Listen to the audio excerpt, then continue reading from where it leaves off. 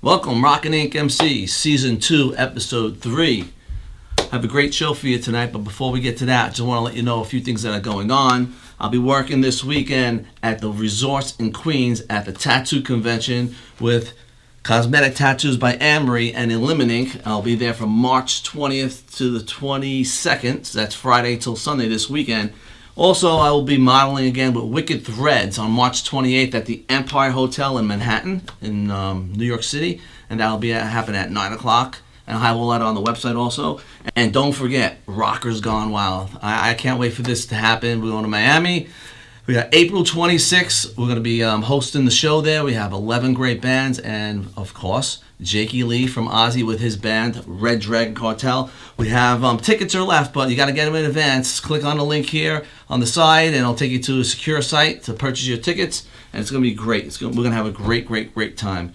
But anyway, Alicia's not with me. She'll be back with me next week. We have a special show with Long Island Glass from out here in Long Island. These guys have an amazing place, and she's been working on that, and we'll see her next week for that. So let's talk about tonight's show. So tonight's show, I have the owner of Ink Sanctuary, Jade. Also, my model spotlight will be Rachel Garcia, and my Reverb Nation feature video is Critical Bill.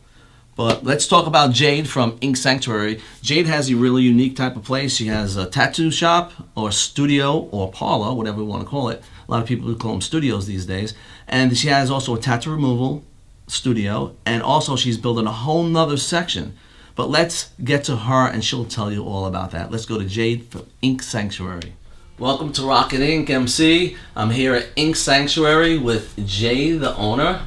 And Jade has developed a place here that's growing like crazy, and this big venture that she has going on here, right? So you're a tattoo artist, and you've been tattooing for a while now. So almost 16 years. 16 years. Where did you grow up? Let's go there. I pretty much grew up here. In the United States, in Long Island? In Long Island, here in this town, Islip. Oh, in Islip. Okay. Yeah, and no matter how hard I try to get out, I come back. So where else have you traveled in your career? I left high school early, went down to Savannah, Georgia, and that's kind of where I started harassing people into teaching me how to tattoo. Then I moved down to Miami and got offered a job down there. After that, Miami spit me out, came back up here, and went over to Europe. So I worked in places in Italy, Switzerland, Spain. Mm-hmm. Ended up in Queens, and then having my son, I came back to Islip and started working here. And where did you work when you came back? You worked in Queens, then you came back here. Did you work in another shop? Yeah, I was over at House of Color for 5 years. 5 years you were there? 5 years. And so you were at House of Color for 5 years, and then what made you decide to open your own place? My son. He was going into kindergarten, and I needed to be able to control his environment and be with him all the time. I didn't want someone else raising him. I didn't want daycare or babysitters, and this was the only way. They were actually amazing. Okay. The owner of House of Color, Kib, he was a single parent also. So more than once I caught him and my son napping in the back. So they were great. It was just as he got older, it was harder. It was harder. Yeah. So you then you came and you decided to open Ink Sanctuary. What was your vision, and where did you take it? Your vision to at that point? I opened up 5.5 years ago, and it was basically, like I said, just to hang out with my son and have. I never wanted it to be just tattooing. When I opened, I had like a spiritual spin on it. So every Thursday I had like an event almost. So raw vegan food coupled with wine tasting and either a psychic night, reflexology, astrologists, or we had everything here. You mixed it all up, and it's great. So that was every Thursday, but then we ended up getting too busy, and I couldn't have an early night like that. So we cut that out, and that wasn't for money. That was for my own. For your spiritual and it filled out of the space, So and So how many people do you have working with you in the tattooing side? Right now, I have 2 artists with me that I love. I love having them here. Alan is working now, and he is just a workhorse. He very odd, very very odd person. I love him to death. But he has a very odd sense of humor, and he has no tattoos. He wants them. He wants tattoos, but he just I think he doesn't take enough time out. So he's always working. He can't get tattooed if he's working. So he does want a tattoo, but I almost don't want him to. I kind of think it's it's his thing that have it. And then we have Olivia, and when she got here, she was still kind of feeling out her own style, and she might not know it yet, for sure, but she has an amazing style, and she's great. She has the sacred geometry and the dot work down. It's amazing. And I got her certified to do cosmetic tattooing. Okay. So I've been doing it for about 7 years, and the woman who taught me, I lend her Olivia. Oh, you lend her. Yeah, I let Olivia work there too as a give back. So because I really appreciate it, and I never worked for her. So what's your specialty? What's your style? People come to you for what more than another type of I would say realism. Okay. I do a lot of portraits. I do a lot of black and gray. I've been playing around with a lot of color and having a lot of fun with it, but I think for the most part, more people come to me for black and gray realism. It used to be very dark. Everything I did was demonic, and that's what people mostly came to before. Now it's a lot more colorful. More colorful. Yeah, but it's all the same, so a lot of it is more realistic. I don't necessarily do too much traditional. I don't do. I can appreciate it, but I don't do it. You don't do it. The neo-traditional, I think, is a lot of fun.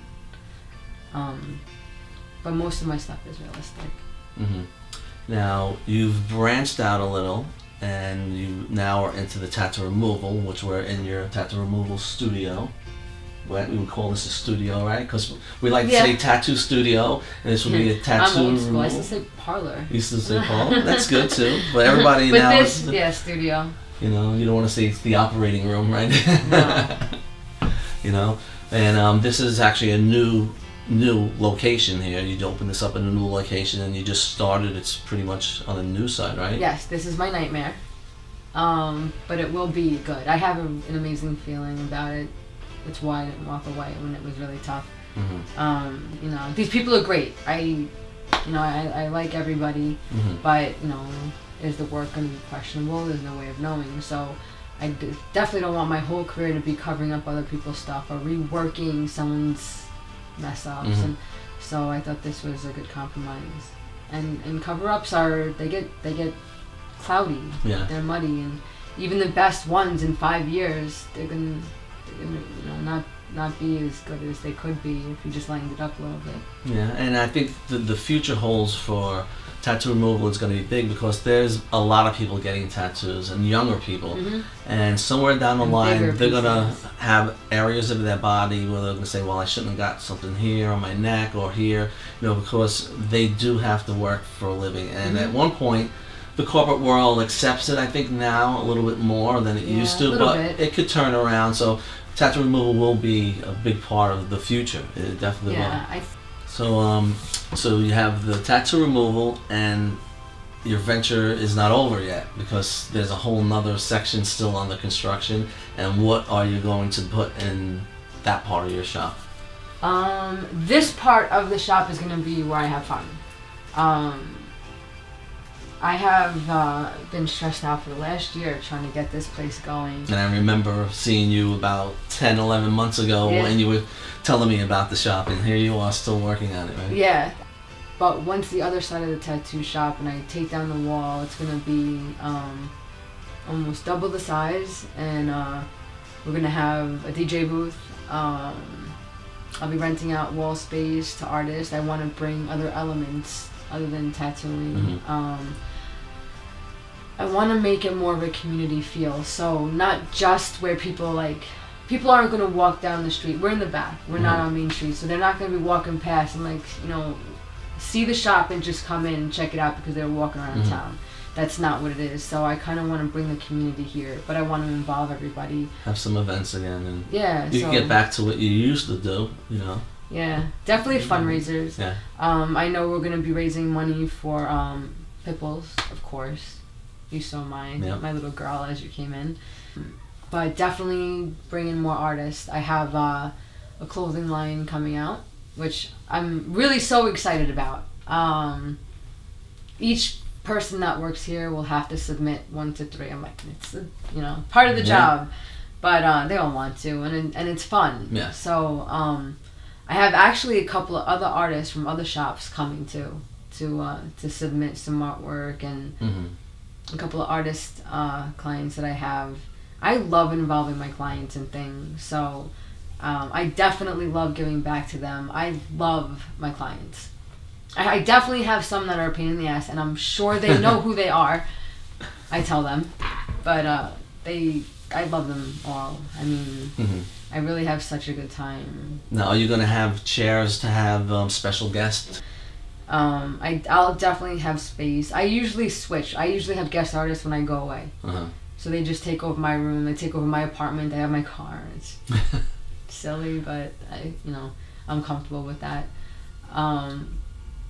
We have, like I said, I think I mentioned that we'll have the DJ booth. So every first Saturday of the month, we're gonna have a big ass party and introduce different artists. Whoever's renting wall space and getting on our website, that's who we'll be introducing when we have the parties, and everything will be 10% off, whether it's the removal, cosmetics, cover up. We have a lot to offer. I really think. Well, you're doing a great job. The place looks great, and I can't wait to see the full shop when it opens up, and I'll definitely come back for that.